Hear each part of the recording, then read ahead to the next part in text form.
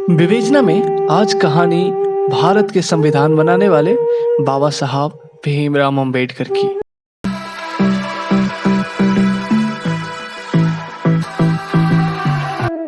अभिवादन स्वीकार करिए सुभाष कुमार का। दिलचस्प बात यह है कि भारत के दो महान शक्तियां भीमराव अंबेडकर और महात्मा गांधी के बीच कभी नहीं बनी।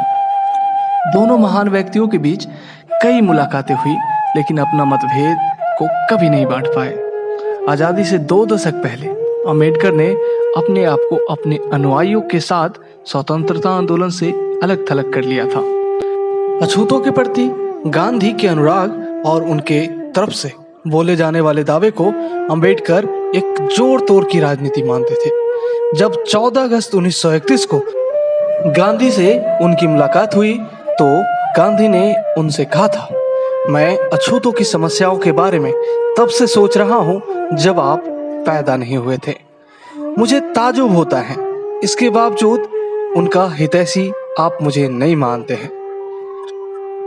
धनंजय सिकरे अंबेडकर की जीवनी में कहते हैं, लाइफ ऑफ मिशन में लिखते हैं, अंबेडकर ने गांधी से कहा, अगर आप अछूतों के खैर ख्वाह होते हैं तो आपने कांग्रेस के सदस्य होने के लिए खादी पहनने की शर्त के बजाय ऑफिशियरता अनिवार्य को पहली शर्त बनाया होता।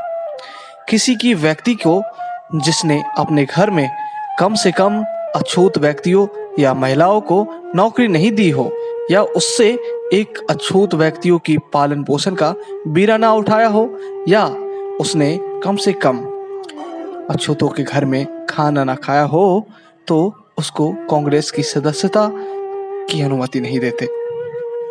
आपने किसी पार्टी जिला कांग्रेस अध्यक्ष को जिसने अछूतों को मंदिर जाने से रोका गया, उसको प्रवेश को विरोध करते देखा गया, तो उसको आपने निरस्त नहीं किया। इससे प्रतीत होता है कि अछूतों के प्रति आपका भावना अलग है। अंबेडकर और गांधी दोनों एक देशभक्त जरूर थे, लेकिन दोनों की सोच परस्पर अलग दिखाई पड़ती थी कभी कभी। लेकिन गांधी और अंबेडकर का लक्ष्य कभी अलग नहीं रहा। मन में भेदभाव एक दूसरे के प्रति जरूर हो सकता है, लेकिन देश के प्रति प्यार कभी कम नहीं हुआ। वो चाहते थे एक आजाद भारत हो, एक स्वतंत्र भारत हो, और इसी कल्पना के साथ उन्होंने आगे बढ़ते चले गए। आजकल हमारे देश में एक अजीब सा ट्रेंड चल गया है। वो इतिहास से पूछ रहा है कि नेहरू और पटेल में कौन बड़े थे। नेहरू और पटेल देश के एक धूड़ी थी।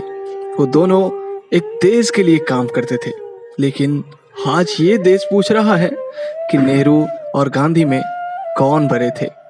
जैसे आज ये भी पूछ रहा है कि गांधी और भीमराव अंबेडकर में कौन अच्छे थे।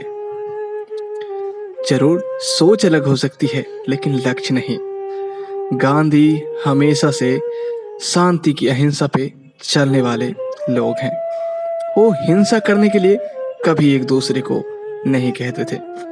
लेकिन महात्मा गांधी के असहयोग आंदोलन के दौरान 4 फरवरी 1922 को कुछ लोगों की गुस्साई भीड़ ने गोरखपुर के चौरी चौरा के पुलिस थाने में आग लगा दी थी, जिसमें 23 पुलिस वाले मारे गए थे। बात ये थी कि जब पुलिस जनता को खदेड़ कर दूर भगाया, तो गुस्साई जनता ने उसको भी खदेड़ना शुरू कर दिया। जब जनता की भीड़ देखकर पुलिस वाले भागने लगे, तो चौरी चौरा के हाजत में जाकर बंद हो गए अपने आप को, जो बाहरी मार से बच सके। लेकिन जनता उसको बाहर से हाजत में ताला लगा दिया और मिट्टी तेल छिड़क कर उसमें आग लगा दिए, जिससे 23 लोगों की मृत्यु हो गई। इसी प्रकार महात्मा गांधी अब सोच रहे थे कि भीड़ हिंसक हो गई है, इसलिए इस आंदोलन को वापस ले लिया जाए। फिर इस आंदोलन को वापस ले लिया गया और इसको समाप्त कर दिया गया। अंबेडकर और गांधी में कोई ज्यादा फर्क नहीं था, बस अछूत के प्रति अंबेडकर चाहते थे कि वो कुछ करे।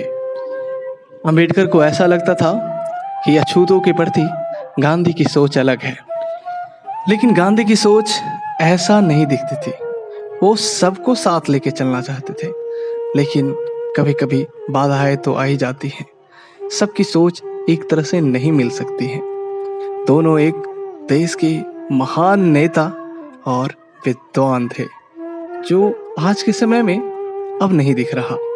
वैसे हमारा देश वीरों की भूमि है, वो कभी खाली नहीं रहती, लेकिन ऐसी सोच नेता में नहीं दिखता।